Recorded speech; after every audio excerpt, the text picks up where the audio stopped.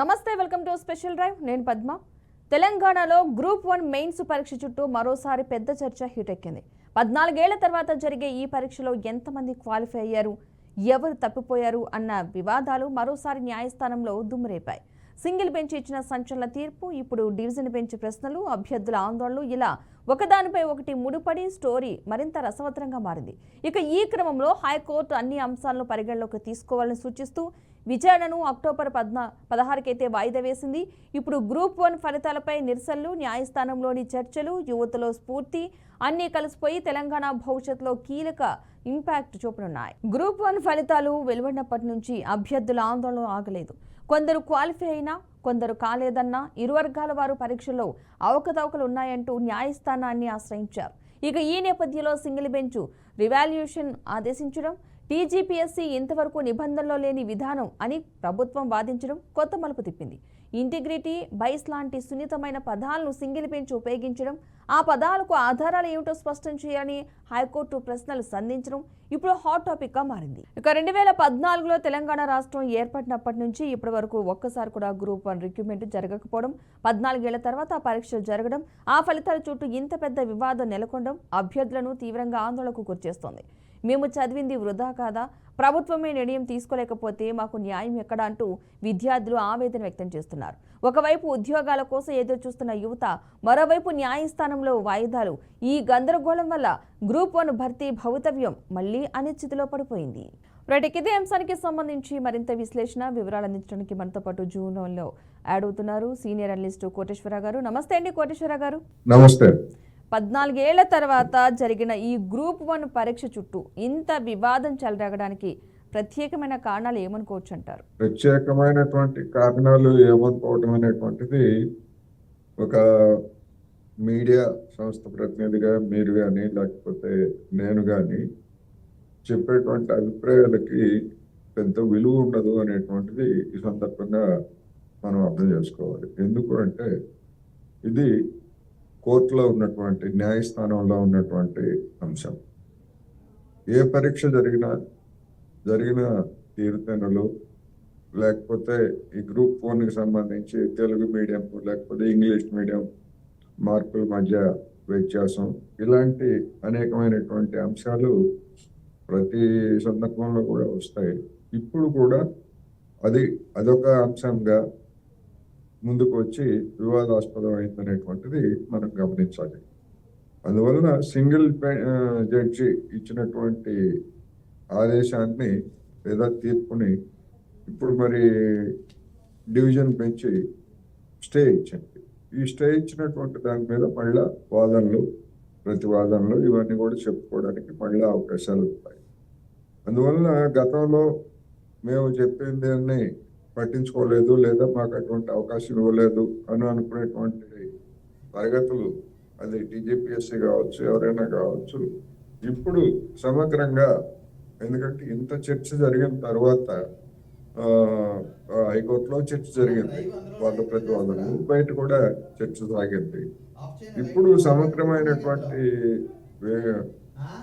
వాదనలు, లేకపోతే సమగ్రమైనటువంటి సమాచారాన్ని హైకోర్టుకి సమర్పించడం ద్వారా తాము చేసిన దానిలో ఎలాంటి తప్పు లేదు అని నిరూపించుకునేందుకు టీజీపీఎస్కి అవకాశం వచ్చింది.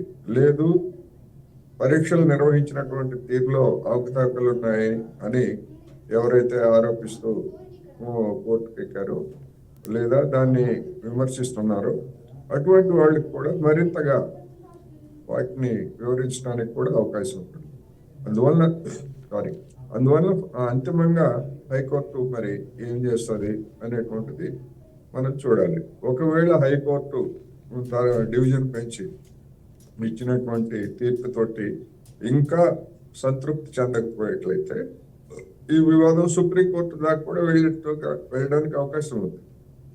ఎందుకంటే హైకోర్టు ఇచ్చినటువంటి తీర్పుల మీద అసంతృప్తి చెందడం కావచ్చు, లేకపోతే నచ్చని వాళ్ళు ఎవరైనా ఉండేట్లయితే మరింత న్యాయం కోసం ఉన్నత న్యాయస్థానాన్ని ఆశించడానికి మన రాజ్యాంగంలో అవకాశం ఉంది. అందువల్ల ఏం జరుగుతుంది ఏమిటి అనేటువంటిది మనం చూడాల్సింది. ఇప్పుడు ఇది ఒక రాజకీయపరమైనటువంటి అంశం కాదు. సాంకేతిక పరమైనటువంటి అంశము. అందులోనూ అనేక మంది మీరే చెప్పినట్టుగా 14 సంవత్సరాల తర్వాత గ్రూప్ 1 పరీక్షల్లో రాయడం అంటేనే కొంతమందికి అనర్హత, వయసు మీరిపోయి కొంతమందికి అనర్హులుగా తేలిపోయినటువంటి వాళ్ళు ఉన్నారు. మరి వాళ్ళ ఆవేదనని ఎవరు పట్టించుకుంటారు, ఎలా పట్టించుకుంటారు అనేటువంటిది ఒక సమస్య. అయితే ఇప్పుడు రాసినటువంటి వాళ్ళు కూడా, ఎంపికైనటువంటి వాళ్ళు, జాబితాలో పేర్లు ఉన్నటువంటి వాళ్ళు మళ్ళా మొదటికి వచ్చేట్లయితే ఒకవేళ తిరిగి మూల్యాంకన జరుగుతుందా, లేకపోతే మళ్ళా పరీక్షలు జరుగుతాయా, ఏమిటి అనేటువంటిది వాళ్ళల్లో కూడా తీవ్రమైనటువంటి ఆందోళన. రెండో వైపు మనం చూసేట్లయితే ఎవరికైతే అవకాశం రాలేదో లేదా మార్కులు సరిగ్గా రాలేదో వాళ్ళందరిలోనూ మళ్ళా ఒక ఆశ. గతంలో మనం చేసినటువంటి తప్పిదాలు ఏంటి, ఎందుకని మనం మార్కులు తక్కువగా తెచ్చుకున్నాం, ఈసారి ఆ లోపాన్ని ఎట్లా సవరించుకొని మెరుగైనటువంటి మార్కులు తెచ్చుకొని తిరిగి గ్రూప్ 1 ఉద్యోగం పొందాలి అనేటువంటిది వాళ్ళకు ఉంటుంది.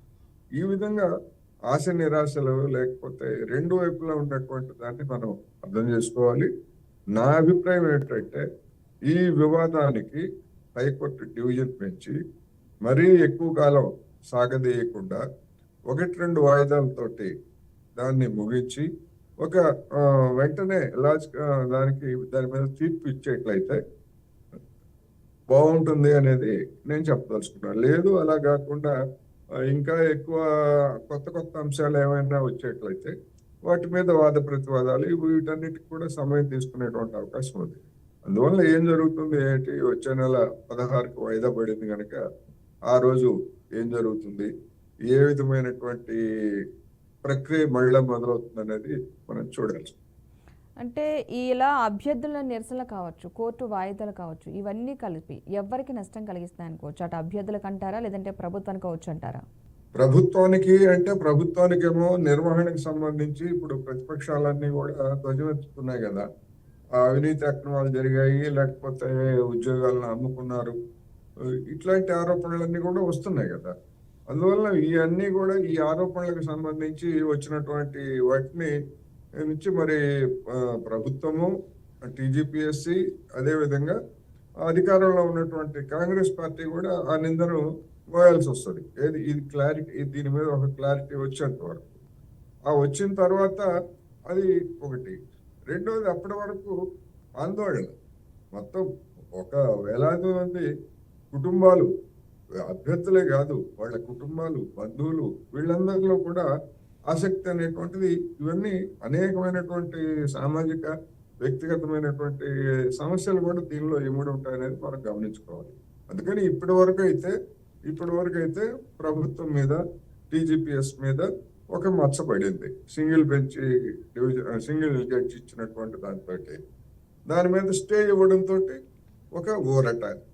మరి అంతిమంగా ఏం జరుగుతుంది ఏంటనేటువంటిది మరొక ఆందోళన.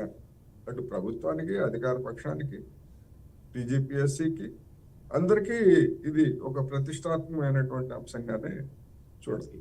ఎందుకంటే త్వరలో స్థానిక సంస్థల ఎన్నికలు కూడా జరగబోతున్నటువంటి నేపథ్యాన్ని చూసినప్పుడు రేపు ఈ అంశాన్ని కూడా ప్రతిపక్షాలు, అప్పటికి ఎన్నికలు జరిగేటట్టుకి అసలు జరుగుతాయా లేదా అనేటువంటి ఒక అంశం అయితే, ఒకవేళ జరిగేట్లయితే, ఎన్నికలు జరిగేనాటికి ఈ అంశం కనుక తేలకపోయేట్లయితే దీన్ని కూడా ఒక రాజకీయపరమైనటువంటి అంశంగా చేసుకునేందుకు ప్రతిపక్షాలకు ఒక అవకాశం ఉంటుందని కూడా మనం చెప్పుకోవచ్చు.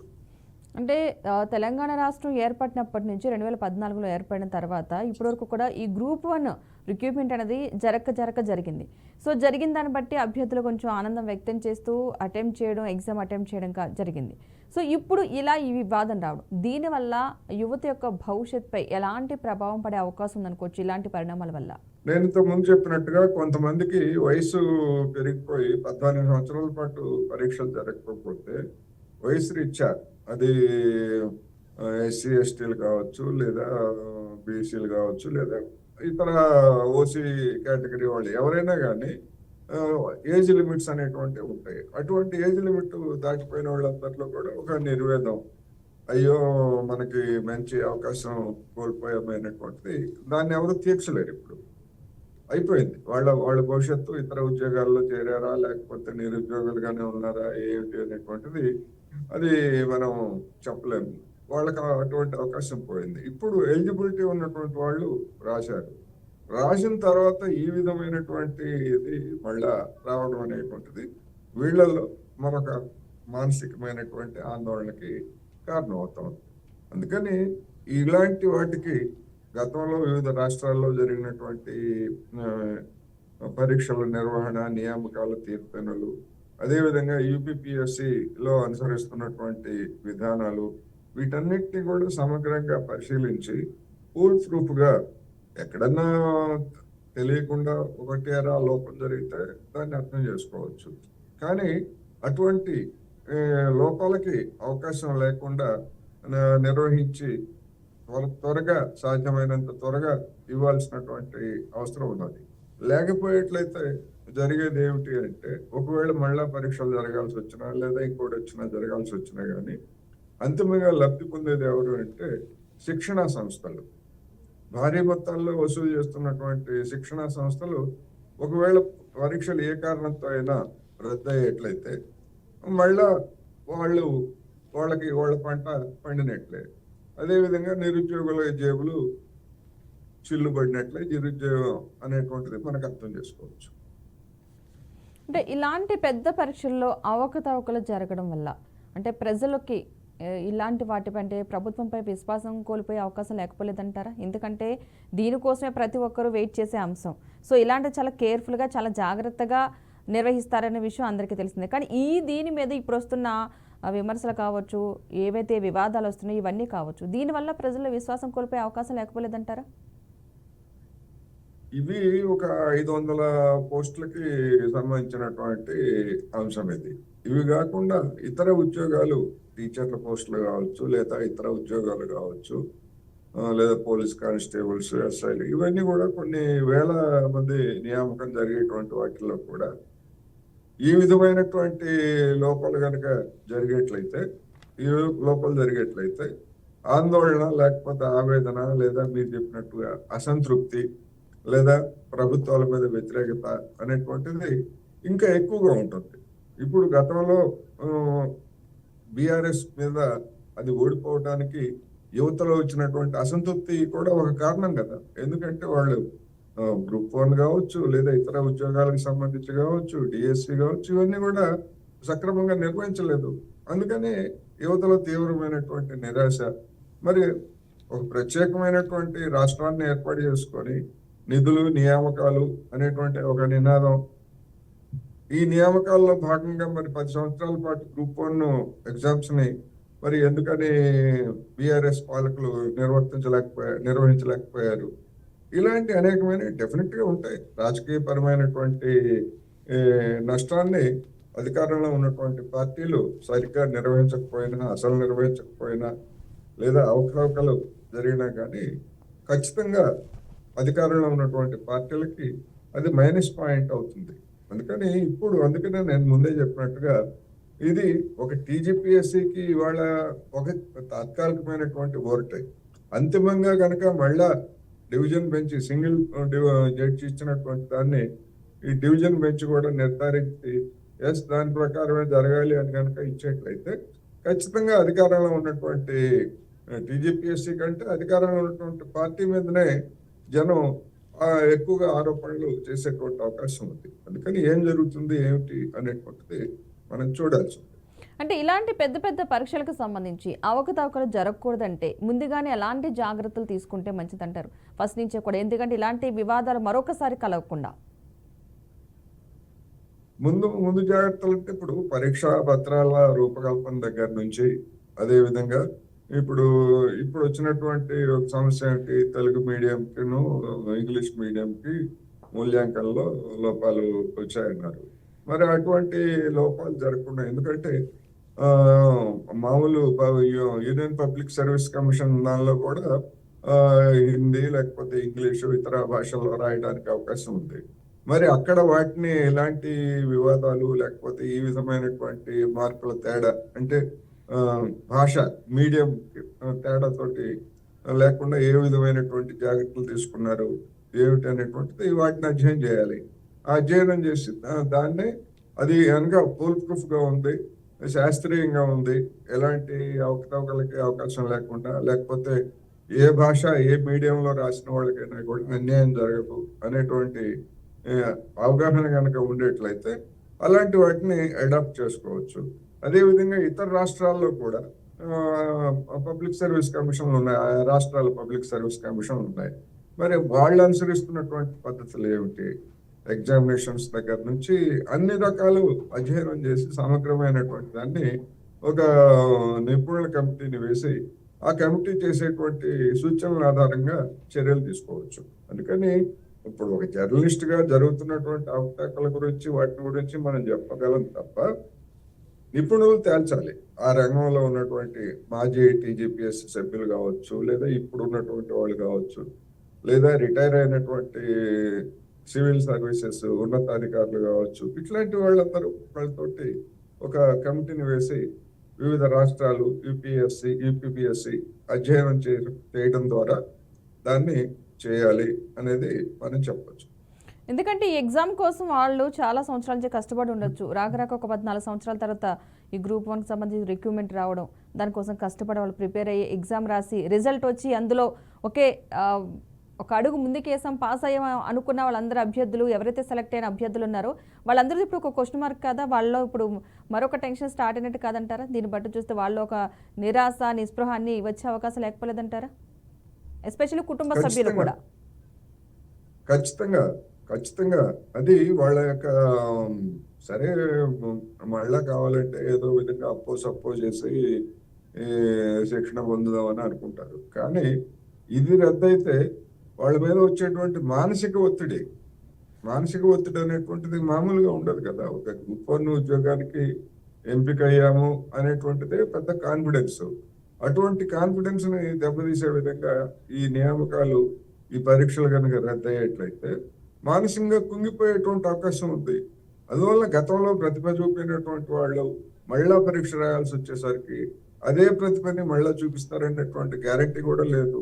ఒకవేళ అలాంటి వాళ్ళు ఎవరైనా కనుక ఉండి ఇప్పుడు వచ్చినటువంటి మార్కుల కంటే తక్కువ వచ్చి ఒకవేళ అవకాశాలు రాకపోతే వాళ్ళ ఆవేదనని మరింతగా ఇంకా పెరిగేందుకు అవకాశం ఉంటుంది. అందుకని ఇవన్నీ కూడా ఇట్లాంటివన్నీ కూడా